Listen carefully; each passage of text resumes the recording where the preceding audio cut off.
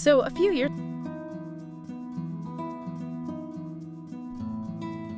Welcome to today's deep dive. If you've ever, looked at a perfectly designed app, or like a really striking magazine spread, or even just a seamless brand identity, and wondered how the designers knew those exact colors would lock together so flawlessly, well, you are in the right place. Yeah, absolutely. Because today we are moving way past the basic color wheel. We're getting into the structural, mathematical, and even psychological systems behind really elite design. Right, because before you even consciously realize you're looking at a new website, your brain has already processed its colors. It's already made a snap judgment. Exactly. And that's the hidden power we are unpacking today. Taking something that feels, entirely subjective and revealing the biological levers underneath it. Which is so cool. And our source material today is actually Chapter 10 of Graphic Design for Dummies. It's titled Constructing Color Systems. And you might hear that title and think, oh, we're going back to basics, but... Right, but even foundational texts hide incredibly advanced structural logic. Totally. And really quickly, for you listening, if you want to keep elevating your own design game with us, please take a second to support the channel. Subscribe, leave a review. It honestly really helps us keep these deep dives coming. It really does. So, okay, let's unpack this. We usually think of color purely as an aesthetic choice, right? Like just making something look pretty. But this chapter frames color as a fundamental communication tool that our brains are just hardwired to prioritize. Yeah, that rapid perception is exactly why color is so crucial. I mean, humans actually recognize color much more quickly than we process patterns or shapes or textures. Wait, really? Faster than shapes? Oh, yeah. Because think about it, shapes require complex processing in the visual cortex. Your brain has to detect edges and boundaries, but color, that is perceived almost instantaneously. Wow. There are these specialized cone cells in our retinas that are highly sensitive to specific wavelengths of light. And this rapid recognition has massive evolutionary benefits. Like keeping our ancestors alive, basically. Precisely. If you are walking through a dense jungle, you need to instantly distinguish between like a poisonous bright red frog and a safe green leaf. You need to know that before you step on it. That makes a ton of sense. Or even in a social context, right? Our eyes are tuned to detect very subtle changes in blood flow under the skin. Oh, like someone blushing. Exactly, which instantly communicates an emotional state without a single word being spoken. So that instant biological reaction, I mean, that's like the holy grail for brands, isn't it? It is literally the absolute first thing a consumer processes. Yeah, it's the very first touch point. And the source material highlights this really fascinating contrast between rigid branding and flexible branding. Like take a legacy brand like Dunkin'. Right, the orange and magenta. Exactly. When you picture them, you immediately see those specific colors. And if you are a designer hired for a Dunkin' campaign, you don't get to just eyeball a nice orange. No, absolutely not. You are locked into their rigid system. You have specific RGB codes to ensure it emits the exact right light on digital screens, CMYK percentages for printed cardboard boxes. And strict hex codes for their app. Yeah. Right. Absolute, unshakable brand continuity. Because they rely entirely on that instantaneous biological recognition we were just talking about.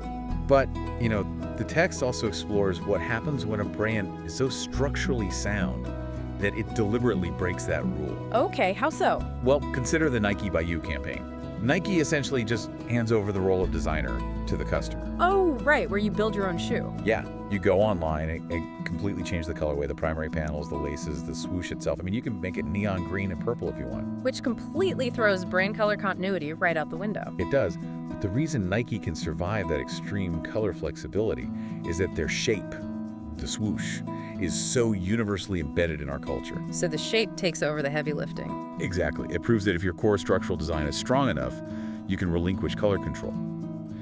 But for most corporate entities, establishing a strict color system is non-negotiable because they just don't have that level of ubiquitous shape recognition yet. Okay, so if color is processed instantaneously by our biology, does that mean every color has a built-in hardwired meaning? Because I always hear blanket statements like, red means love or blue means calm. If the biology is universal, is the meaning universal? That is a brilliant question. And the author points out a massive caveat here. Meanings are absolutely not fixed. Really? Yeah. Well, the biological processing of color is universal. The interpretation of that color is heavily, heavily shaped by culture and context. Oh, interesting. Take the color white. In Western cultures, white is typically associated with, purity, innocence, peace. It's why it dominates traditional weddings. Right. However, in many Eastern cultures, white symbolizes mourning and death. People wear it at funerals. That is a completely opposite emotional reaction to the exact same wavelength of light. It really is. And furthermore, almost every color carries conflicting positive and negative connotations simultaneously, even within your own culture. Give me an example. Well, you mentioned red, meaning love or passion. That implies energy, warmth, courage. But red is just as frequently the color of anger, danger, aggression, and warning. Yeah, that's true. Stop signs, alarms. Exactly. Or yellow. Yellow can communicate sunshine and happiness and intellect, but it is also the universal signal for caution, cowardice, and deceit. So as a designer trying to build a system, how on earth do you choose red for like a Valentine's Day campaign and ensure the viewer feels romance instead of bloodshed? You construct context. Color never works in a vacuum, ever. Okay. The chapter provides a really fantastic visual demonstration of this using the word desire. Oh, yeah, I remember this part. Right, so the designer places the word desire on a page, colored in a deep, vibrant red. But because the concept of desire can lead to deeply loving actions or incredibly destructive actions, the word itself doesn't clarify the red's meaning. So what do? The designer has to use typography to steer the brain. In the first example, the word is written in this curvy, sensual, humanistic script font placed on a really clean, soft white background. Which makes it feel incredibly romantic, intimate, and inviting. Yes. Then they take the exact same red hex code, but this time the word is written in all caps using a rigid, jagged serif typeface.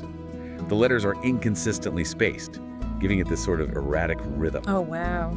The text has a textured, well-worn, almost gritty aesthetic, and the tail of the letter R is unnaturally sharp. And finally, they drop it onto a pitch-black background. It instantly feels like a poster for a psychological thriller, and it's the exact same red. The exact same one. It's like if color is the volume of your voice, typography and context are the actual words you're saying. You can shout "I love you," or you can whisper it in a dark alley, and the meaning completely changes based on the delivery. That analogy perfectly captures the dynamic. You manipulate the psychological meaning of the color using the structural elements around it. Okay, so now that we've established color as this culturally sensitive, psychological heavyweight, how do we organize it? Because, if you just throw 20 emotionally charged colors onto a web page, the viewer's brain is just going to short circuit. Right, structure is everything. Yeah. And that brings us to the blueprint of a color system, the 1-3-6 rule. The 1-3-6 rule. Yes. Establishing a color hierarchy is how you intentionally prioritize elements. It controls exactly where the viewer's eye goes first, second, and third. So how does it break down? You start with your primary colors. The rule suggests limiting this to between 1 and 3 distinct hues. These are your dominant actors. They drive the core branding and highlight the most critical elements like a logo or a primary call to action button. Wait, if I have up to 3 primary colors and then the rule says I can have up to 6 secondary colors, doesn't that inherently risk cluttering the design? Like if I throw 6 secondary colors into a layout with 3 primaries, that sounds like a recipe for visual mud. Yeah, that is the trap many novice designers fall into. The key to the 1-3-6 rule is proportion. Proportion. Okay, the secondary colors are there to provide structural support, not to compete for attention. Having a limited palette of secondary colors actually helps ground the design. And what about the last tier?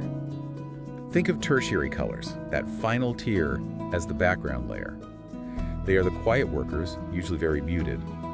They ensure the primary and secondary colors have a stage to stand on without causing eye strain. Ah, okay. So think of primary colors as the lead singer of a band, your secondary colors as the rhythm section keeping the groove, and your tertiary colors as the stage lighting. Exactly. Because if the stage lighting is flashing neon while the bass player is trying to play a solo over the lead singer, the whole show falls apart. Everyone needs to play their specific role. That's a great way to look at it. And to make sure that band plays well together, you really must master contrast. Right, contrast is huge. The Swiss artist and educator Johannes Itten outlined the fundamental categories of color contrast in his book, The Elements of Color. And these aren't just aesthetic tricks, they're visual physics. Visual physics. Yeah. For instance, to keep those secondary colors from muddying your primaries, you can leverage the contrast of cool and warm colors. Oh, this is one of my favorite perceptual tricks. Explain how cool and warm colors physically interact with our eyes. It actually comes down to how the lens of the human eye refracts light. Okay. Cool colors like blues, greens, purples have shorter wavelengths, which makes them perceptually recede into the background. Yeah, they pull away from us. Right. But warm colors, reds, oranges, yellows, they have longer wavelengths, so our eyes perceive them as advancing into the foreground. That explains why a bright orange Buy Now button looks like it is physically hovering above a deep blue background. Exactly. You are literally using the physics of light to force the button toward the viewer. That is wild. You can also push contrast by using complementary colors. You know, those directly opposite each other on the color wheel. Like red and green or blue and orange. Right. Because their wavelengths are so entirely different, placing them side by side makes both colors vibrate. They stimulate different cone cells simultaneously, making each color appear far more intense than it would on its own. The book also mentions simultaneous contrast, which sounds similar but operates a bit differently, right? Yeah, simultaneous contrast is fascinating because it proves our eyes literally lie to us. How so? It refers to how the background color fundamentally alters our perception of the foreground color. So if you place a medium gray square on top of a bright blue background, that gray will suddenly look like it has a warm yellowish tint. Really? Just from the background? Yes. And take that exact same gray square and move it to a bright yellow background, and it will instantly look cool and bluish. The colors physically affect each other's perceived hue. It's basically an optical illusion built into our biology. And then you also have contrast of saturation, right? Like putting an intense, pure neon color next to a muted grayish version of a color to make the pure hue pop. Exactly. And the last big one is contrast of extension, which answers your earlier question about proportion. Okay, extension. Yes, extension is about surface area. You might have a dominant muted tertiary background that takes up 80% of the screen, while your highly contrasting primary color occupies just a tiny sliver. So the massive contrast in surface area forces the eye directly to that small accent. Exactly. Okay, so we understand the biology, we have the 1-3-6 hierarchy rule, and we know how to use warm and cool wavelengths to create depth. But, you know, right now we are just sitting at a desk staring at a blank screen. How do we actually pull these specific colors out of thin air for a real-world client? Sourcing colors usually boils down to a major strategic choice for the industry you're designing for. Yeah. Do you conform to preconceived notions, or do you disrupt them? The text gives some great examples of this. Like when you picture a dentist's office, your brain immediately cues up soft pinks, gentle lavenders, light, calming blues. Right, very soothing. And if you think of a campground, you expect earthy greens, warm tans, deep browns, or a professional sailing team, navy blue, bright red, crisp white. Exactly, those are the established norms. Okay, I want to challenge this for a second. If I am hired to design for a new dental clinic, shouldn't I just stick to those safe, calming blues? I mean, if I decide to disrupt the status quo and use bold, neon colors, don't I risk confusing the audience? They might think they're walking into a nightclub or an arcade instead of a medical facility. That is the exact risk of disruption, absolutely. Which is why your color system must be anchored to the client's core business goal. Okay. If that dentist wants to be known as the most relaxing, anxiety-free clinic for nervous adults, you should absolutely lean into those preconceived, calming wavelengths. Right. However, if the client is a pediatric dentist who wants to be seen as a fun, cutting-edge, high-energy environment where kids actually want to go, those soft lavenders are going to feel boring and sterile. Oh. Disrupting the norm with a vibrant, energetic palette is the exact right move to differentiate them from every other clinic in town. That makes perfect sense. The business strategy dictates the color strategy. And thankfully, we don't just have to mix paints blindly to find these palettes anymore. The digital tools available now are just incredible. Oh, they do all the heavy mathematical lifting for you. You can use platforms like Coolers, ColorMind, or Adobe Color. Yeah, I love this. You simply input a mood, like modern or bold or retro, and their algorithms generate palettes that perfectly align with ITN's contrast rules. My absolute favorite strategy from the chapter, though, is stepping away from the screen entirely. Yes. You just go for a walk. Maybe you pass a beautifully overgrown springtime flower garden or like a crisp, muted autumn landscape. You snap a photo on your phone, upload it into Adobe Color, and the software extrapolates a custom, mathematically sound palette directly from the real world. Nature has already done the harmonizing for you. It is a brilliant way to build organic palettes. Let's actually look at how this all comes together by building a blueprint for an Etsy seller who makes handmade crafts. Yep. Just like the text outlines. Perfect, let's do it. To establish the 1-3-6 rule, The designer selects 3 primary colors: a deep navy blue, a fresh seafoam green, and a soft orange. Which gives us that great warm, cool contrast right away. The orange advances, the blue and green recede. Exactly. But building an entire storefront with just those 3 bold colors would cause immediate visual fatigue. We need the rhythm section. The secondary colors. Right. For secondary colors, the designer pulls lighter and darker monochromatic shades of those exact primaries to create a cohesive family. They introduce an evening sky blue, a neutral teal, and earthier variations of the orange, like a neutral tan and a toasted brown. Wait, why specifically add something like evenings? Oh, I hadn't thought of that. Yeah, evening sky provides a stepping stone. It softens the visual transition and gives the primary navy a foundation to rest on. And finally, for the tertiary background colors, they avoid pure, stark white. Because pure white can actually cause glare and eye strain on digital screens, right? Exactly. So instead, they choose a soft green and a slightly richer buttercream. It creates a beautifully cohesive, structurally sound Etsy palette. But here is where we hit a really critical pivot. You can build the most mathematically perfect color system in the world, but what if a significant portion of the audience visiting that shop literally cannot see it? This is so important. Accessible design is not a begrudging afterthought or some compliance checklist. It is a core design principle. Totally. You have to design for everyone, which means rigorously testing your systems for people with visual impairments or color vision deficiencies. And we don't have to guess at this, right? There is a universal standard.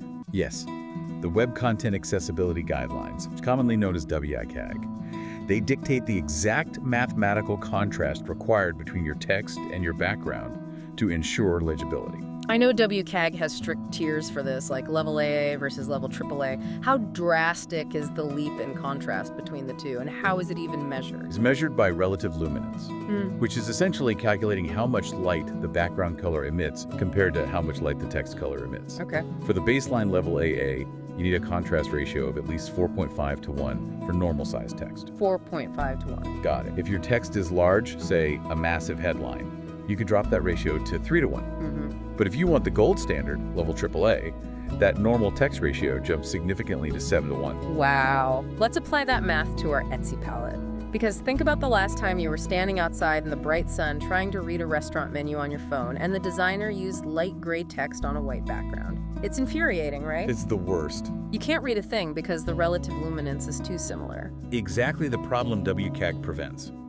So if we take our Etsy palette and place the primary navy blue text on the tertiary cream background, the contrast checker gives us a ratio of 6.49 to 1. Which easily clears the 4.5 level AA standard. It's highly readable. But if we decide to use our primary soft orange for the text on that same cream background, the relative luminance is far too close. It scores a dismal 2.43 to 1. Oh, an absolute failure. Anyone with a slight vision impairment or anyone just dealing with screen glare is going to abandon that website immediately. You must use the navy for the text and reserve the soft orange for large graphical accents only. And, accessibility extends far beyond just the hex codes. It dictates your typography and your code structure, too. Right, for digital reading, you need to stick to clean, simple sans serif typefaces. You avoid decorative or cursive fonts for your body copy because the varied stroke weights make it incredibly difficult for dyslexic users or those with low vision to parse the letter forms. And under the hood, your web developer needs to use semantic HTML. Wait, why does the code matter if we're talking about visual design? Because a visual impairment might mean the user's relying entirely on a screen reader.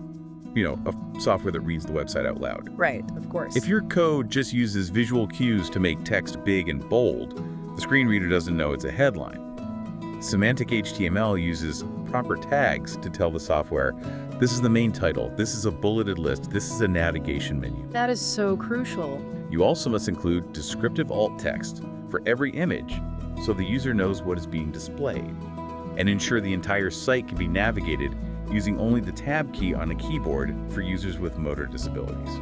To help designers catch these issues before they go live, the source material recommends simulation tools, right? Like, there are online platforms like Cobblist, the colorblindness simulator, but you can also do this right inside Adobe Illustrator. It's an indispensable feature. You go to the View menu, click Proof Setup, and you can select protanopia or deuteranopia. Let's clarify those terms for a second because they sound highly clinical. They are specific types of red-green color blindness. Protanopia means the retina is missing the cone cells that detect red light, and deuteranopia means a mutation in the green cone cells. Okay. Both conditions make it incredibly difficult to distinguish between reds, greens, browns, and oranges. Selecting those options in Illustrator instantly filters your entire design, showing you exactly what your layout looks like to someone with those deficiencies. Which leads to perhaps the most important rule of accessible design. Never rely only on color to convey critical information. Never. We see this violated constantly in corporate environments. Oh, definitely. The chapter walks us through fixing a notoriously inaccessible design. The standard line graph. Imagine a graph tracking sales data with a red line, a yellow line, and a blue line, all plotted on white background, with a tiny color-coded legend in the bottom corner. That describes about 90% of the presentations I've sat through in my life. It's a disaster for accessibility. First, yellow on a white background has terrible relative luminance. It's practically invisible. So step one is swapping the colors to be mathematically distinct. The designer updates them to a deep dark blue, a rich orange, and a forest green. Okay, so the contrast is better, but a user with deuteranopia still might struggle to tell the orange and green apart, right? Exactly, which is why step two is changing the structural styling. We don't just rely on color. Make the blue line a solid stroke, make the orange line a dashed stroke, and make the green line a dotted stroke. Ah, so now the information is conveyed through pattern, not just hue. Step three, add physical shapes to the data points. A circle on the blue line's data points, a square for the orange, and a triangle for the green. Brilliant. And finally, step four, delete that separate color legend at the bottom entirely. It forces the user's eye to constantly bounce back and forth. Instead, place a direct text label right at the end of each line on the graph. Here's where it gets really interesting. Relying strictly on color to convey data in a chart is like giving someone directions to your house using only local landmarks, but doing it in the pitch dark. Oh, that's a good way to put it. Right. If you say, turn left at the big red barn, and they can't see the red barn because it's midnight, they are completely lost. You have to give them the street names, the dashed lines, the triangles, the direct text labels. Those are the street names. It ensures the user can navigate the data seamlessly no matter what they can or cannot see. That is a phenomenal way to conceptualize it. When you provide the structural street names, your design survives even if the color is entirely stripped away. So, look at the framework we've uncovered today. To become a designer who doesn't just, guess at what looks pretty, you must first respect the evolutionary biology of how human eyes process light. You have to organize those wavelengths using the 1-3-6 hierarchy and Itten's contrast physics. You use algorithmic tools to extract organic palettes from the world around you, and above all, you rigorously stress test those systems against CMYK luminance standards to ensure your work is functionally inclusive for everyone. It truly is a masterclass in balancing art, psychology, and mathematics. Next time you are prepping for a design meeting, or even just looking at the menu of your favorite app, you now have the X-ray vision to look past the aesthetics. You can see exactly why those specific hues were chosen, how they are structurally supporting each other, and what emotional levers they are pulling in your brain. Yeah, you really can't unsee it once you know. And again, if you found this X-ray vision valuable today, please take a second to support the channel so we can keep diving deep into these systems with you. I'd like to leave you with one final thought to ponder as you look at the brands around you today. We've talked extensively about how our retinas process color instantaneously, shaped by millions of years of evolution, before our conscious brain even registers the shape we are looking at. Consider this. To what extent are your daily decisions, the products you impulsively buy, the websites you inherently trust, the buttons your eyes are helplessly drawn to, being secretly puppeted by designers who simply know how to hack the biological hardware in your visual cortex? That is a wild thought. I am going to be questioning every single button I click for the rest of the week. Thanks for joining us on this deep dive. We will see you next time.